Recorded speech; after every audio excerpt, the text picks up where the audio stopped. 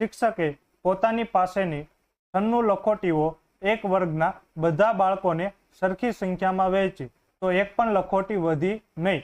ફરી તેને 72 ચોકલેટો પણ વહેંચી તો એકય ચોકલેટ વધી નહીં. તો આ વર્ગમાં વધુમાં વધુ કેટલા બાળકો હશે? મેં મિત્રો કાલે પણ તમને સમજાવેલું કે વધુમાં વધુ અથવા તો મહત્તમ આવું જ્યારે પૂછે ત્યારે તમારે ગુસ્સા લેવાનો. તો ગુસ્સા કોનો લેવાનો? 72 અને 96 નો. તો આ બંનેમાં મિત્રો કોમન શું છે? તો મોઢે આવડે 24 આ બંનેનો ગુસ્સા થાય. જેને મિત્રો ન આવડે એને આપણે ગુસ્સા ગોતી દઈએ. તો 2 થી ભાગ ચાલશે. 36 દુ 72, 2 થી ભાગ ચાલશે. 18 દુ 36, 2 થી ભાગ ચાલશે. 9 દુ 18 અને 3 તેરી 9 અને 3 એકા 3. હવે મિત્રો 96 ના ભાગ પાડીએ. 48 દુ 96, પછી 2 થી ભાગ ચાલશે. 24 દુ 48, 2 થી ભાગ ચાલશે. 12 દુ 24, 2 થી ભાગ ચાલશે. 6 દુ 12, 2 થી ભાગ ચાલશે. 2 તેરી 6 અને 3 એકા 3. તો 72 ના મિત્રો અવયવો શું મળે છે? તો 2 ગુણ્યા 2 ગુણ્યા 2 ગુણ્યા 3 ગુણ્યા 3. તો 96 ના મિત્રો અવયવો શું મળે છે? તો 2 ગુણ્યા 2 ગુણ્યા 2 ગુણ્યા 2 ગુણ્યા 2 ગુણ્યા 3. તો જો અહીંયા મિત્રો કેટલી વખત બગડા છે? 3 વખત. અહીંયા કેટલી વખત બગડા છે? 5 વખત. પરંતુ બંનેમાં સમાન હોય એ વસ્તુ લેવાની. તો 3 વખત બગડા અહીંયા છે, 3 વખત બગડા અહીંયા છે. તો 2 ની 3 ઘાત કોમન છે. હવે અહીંયા મિત્રો 3 2 વાર છે, અહીંયા 3 1 વાર છે. તો બંનેમાં કોમન કેટલી વાર છે? એક જ વાર કોમન છે. તો આને મિત્રો 3 વડે ગુણી નાખો. તો 2 દુ 4, 4 દુ 8. તો 2 ની 3 નો જવાબ શું થાય મિત્રો? 8. 8 ગુણ્યા 3 તો 8 તેરી 24. તો મિત્રો આનો ગુસ્સા કેટલો મળે? 24. એટલે કે સાચો જવાબ છે ઓપ્શન નંબર B.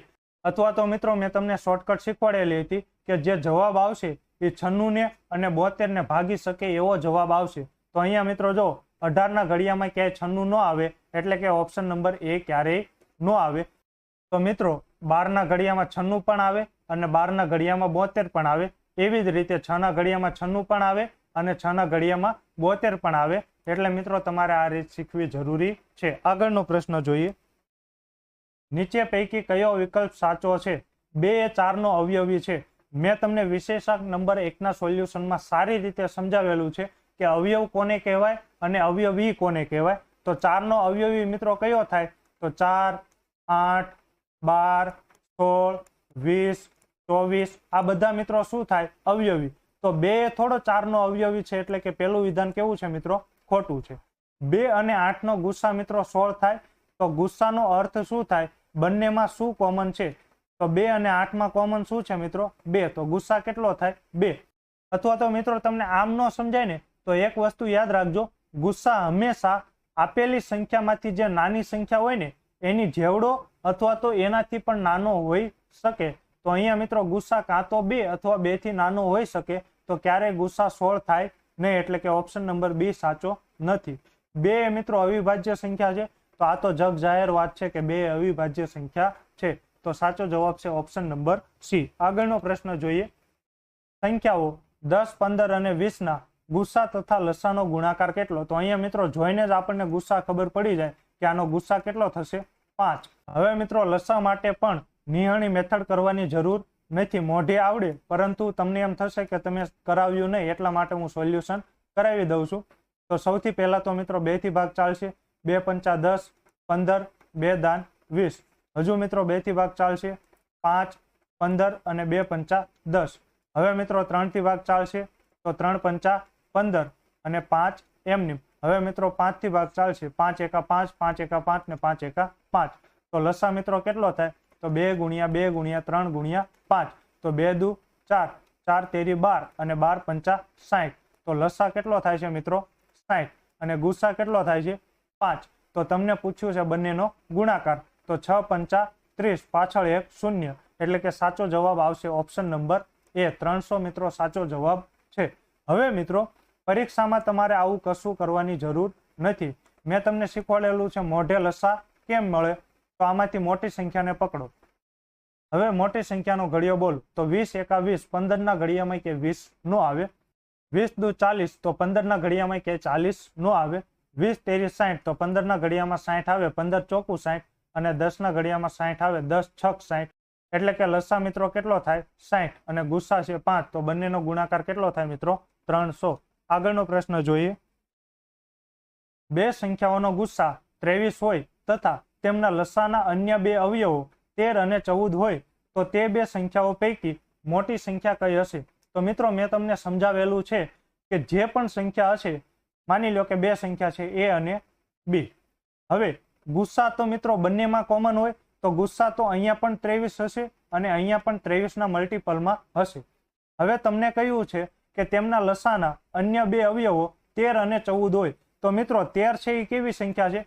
અવિભાજ્ય સંખ્યા છે. તો જ્યારે અવિભાજ્ય સંખ્યા એક સંખ્યા અવિભાજ્ય હોય તો એનો લસા મિત્રો કેટલો થાય? બંને સંખ્યાના ગુણાકાર જેટલો. તો જો મિત્રો ઉદાહરણ આપીને સમજાવું. માની લો કે એક સંખ્યા છે 5 અને એક સંખ્યા છે 7. તો આમાંથી મિત્રો જો બંને અવિભાજ્ય સંખ્યા છે તો આનો લસા કેટલો થાય? તો 5 ગુણ્યા 7. હવે એક સંખ્યા હું વિભાજ્ય લઉં છું 4 અને એક સંખ્યા હું અવિભાજ્ય લઉં છું, તો આ બંનેનો પણ લસા કેટલો થાય? તો આ બંનેનો લસા પણ ગુણાકાર જેટલો જ થાય. એનો અર્થ કે કોઈ પણ એક સંખ્યા જો અવિભાજ્ય સંખ્યા આવી જાય તો એનો લસા મિત્રો કેટલો થાય? તો બંને સંખ્યા જેટલો. તો એક મિત્રો 23 ગુણ્યા 13 હશે સંખ્યા અને એક હશે 23 ગુણ્યા 14. તો જ મિત્રો એના લસાના અવયવ કયા હોય? 13 ગુણ્યા 14 અવયવ હોય. તો મિત્રો આ બંને સંખ્યા પૈકી મોટી સંખ્યા કઈ હશે? તો અહીંયા મિત્રો 23 ગુણ્યા 13 છે ને અહીંયા 23 ગુણ્યા 14 છે. તો સ્વાભાવિક વાત છે કે મોટી સંખ્યા આ હશે. તો ગુણાકાર કરો, 14 તેરી 42, તો વધી પડી 4. 14 દુ 28 ને 4 32. તો સાચો જવાબ આવે ઓપ્શન નંબર ડી 322. આગળનો પ્રશ્ન જોઈએ. બે સંખ્યાઓનો લસા તેમના ગુસ્સા કરતા 35 ગણો છે. તો મેં મિત્રો તમને ધારતા શીખવાડેલું છે કે જેની પાછળ કરતા આપેલું હોય એને તમારે ધારવાનું. તો હું મિત્રો અહીંયા ગુસ્સાને ધારી લઉં છું x. તો લસા મિત્રો કેટલો થાય? તો ગુસ્સા કરતા 35 ગણો એટલે કે લસા 35x થશે. તેમના લસા અને ગુસ્સાનો સરવાળો 1800 છે. તો x પ્લસ 35x બરાબર 1800 થવો પડે. તો 36x બરાબર 1800. તો અહીંયા મિત્રો મને x ની કિંમત મળી જાય. તો x ની કિંમત ગોતવી છે તો x ને હું એકલો કરું તો આ 36 ગુણાકારમાં છે તો બરાબરની આ સાઈડ આવે તો ભાગાકારમાં. તો 36 પંચા 180, પાછળ 1 0. તો x ની કિંમત મિત્રો કેટલી મળે છે? 50 મળે છે. જો તે પૈકી એક સંખ્યા 250 હોય તો બીજી સંખ્યા કઈ હશે? હવે મિત્રો મેં તમને એક સૂત્ર શીખવાડેલું હતું કે લસા ગુણ્યા ગુસ્સા બરાબર પ્રથમ સંખ્યા ગુણ્યા બીજી સંખ્યા. તો અહીંયા મિત્રો લસા કેટલો છે? 35x. x ની કિંમત કેટલી છે? 50. ગુસ્સા કેટલો છે મિત્રો? x. તો x ની કિંમત કેટલી છે? 50 બરાબર પ્રથમ સંખ્યા કઈ છે મિત્રો? તો 250. તો મિત્રો તમને બીજી સંખ્યા મળી જાય. તો મારે બીજી સંખ્યા ગોતવી છે તો બીજી સંખ્યા હું એકલી કરું તો આ 250 છે તે ગુણાકારમાં છે તો બરાબરની આ સાઈડ આવે તો ભાગાકારમાં. તો 35 ગુણ્યા 50 ગુણ્યા 50 છેદમાં 250. તો આ મિત્રો 0 0 જશે, 55 55 25 અને 5 દાન 50. તો મિત્રો બીજી સંખ્યા કઈ મળશે? 35 ગુણ્યા 10 એટલે કે 350. Option number B. હવે મિત્રો પરીક્ષામાં તમારે મિત્રો આવું કશું કરવાની જરૂર નથી. તો મિત્રો તમારે પરીક્ષામાં શું કરવાનું? અહીંયા તમને કહેલું છે રકમમાં કે લસા એના ગુસ્સા કરતા 35 ગણો છે. તો મિત્રો તમારે 35 ના ભાગ પાડવાના. તો 35 ના ભાગ શું પડે? તો એક તો 1 ગુણ્યા 35 અને બીજો ભાગ કયો પડે? 5 સત્તા 35. તો મિત્રો સંખ્યાનો ગુણોત્તર તમને મળી ગયો આ કેટલો? 5:7. તો એમાં એને કહ્યું છે કે એક સંખ્યા 250 હશે. તો 5 ની કિંમત કેટલી આપેલી છે મિત્રો? 250. તો આ મિત્રો કેટલા ગણીએ છે? 50 ગણીએ છે. તો હવે મિત્રો તમે 7 ને 50 વડે ગુણી નાખો તો 7 ગુણ્યા 50 એટલે કે 350. ઓપ્શન નંબર બી સાચો જવાબ છે. આગળનો પ્રશ્ન જોઈએ મિત્રો. થોડું કોમ્પ્યુટર હેંગ થાય છે. એક ઘડિયાળ 24 કલાકમાં 10 મિનિટ આગળ ચાલે છે. તેને સવારના 9 વાગ્યે ચોક્કસ સમય સાથે મેળવવામાં આવે છે. તો આગામી 36 કલાક બાદ કયો સમય દર્શાવશે? તો મિત્રો 24 કલાકમાં 10 મિનિટ આગળ ચાલે છે તો 36 કલાકમાં કેટલી મિનિટ આગળ ચાલે? તો આ મિત્રો ત્રિરાશિ સોલ્વ કરો એટલે તમને જવાબ મળી જશે. તો 12 મિત્રો ભાગ ચાલે, 12 દુ 24 ને 12 તેરી 36, 2 પંચા 10. તો 3 પંચા ને 15 મિનિટ મિત્રો આગળ ચાલશે એટલે કે ઓપ્શન નંબર બી સાચો જવાબ છે. આગળનો પ્રશ્ન જોઈએ. ઘડિયાળમાં 5 કલાક અને 6 કલાકની વચ્ચે કયા સમયે બે કાંટા ભેગા થશે?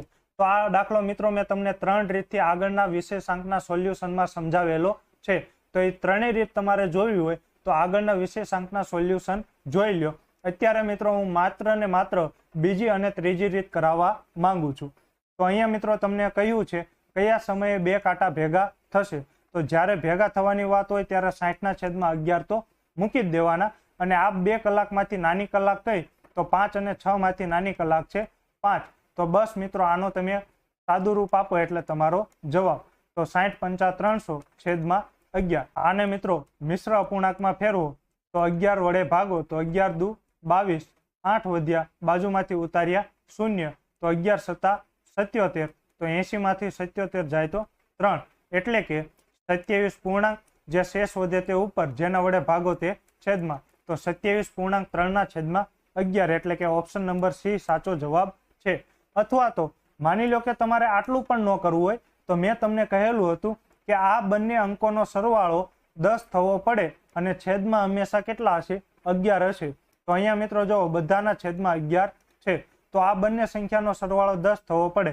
તો 5 ને 3 8, 10 થતો નથી એટલે કે ઓપ્શન નંબર એ નો આવે.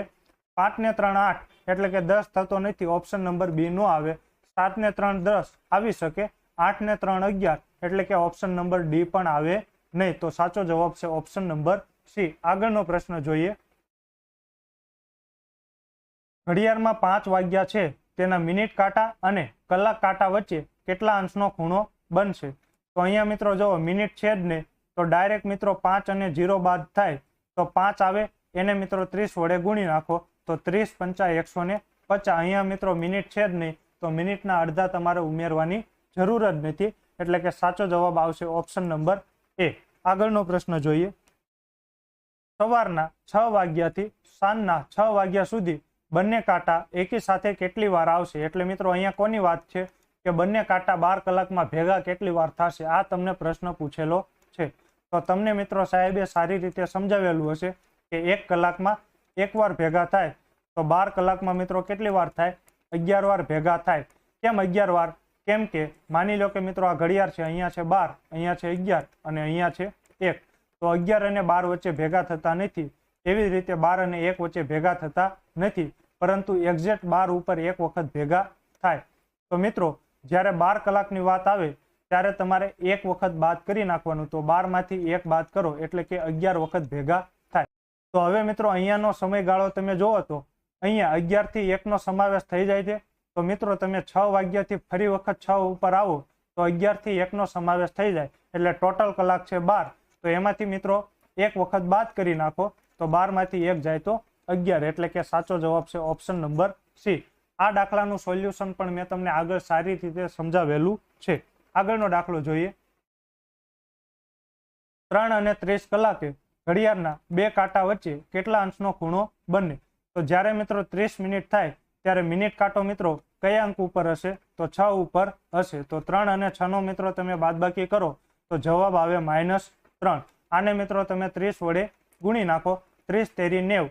અહીંયા મિત્રો માઇનસની નિશાની છે, તો માઇનસ કેટલા કરીશું? તો મિનિટના અડધા. તો 30 ના અડધા થાય 15. તો 30 તેરી 90, 90 માંથી મિત્રો 15 બાદ કરો તો સાચો જવાબ આવે 75, એટલે કે ઓપ્શન નંબર બી સાચો જવાબ છે. તો આશા રાખું છું મિત્રો કે આજે મેં તમને જે 10 પ્રશ્નો સમજાવ્યા એ 10 પ્રશ્નો સમજાઈ ગયા હશે. મળીએ છીએ આગળના વિડીયોમાં. જય હિન્દ, જય ભારત.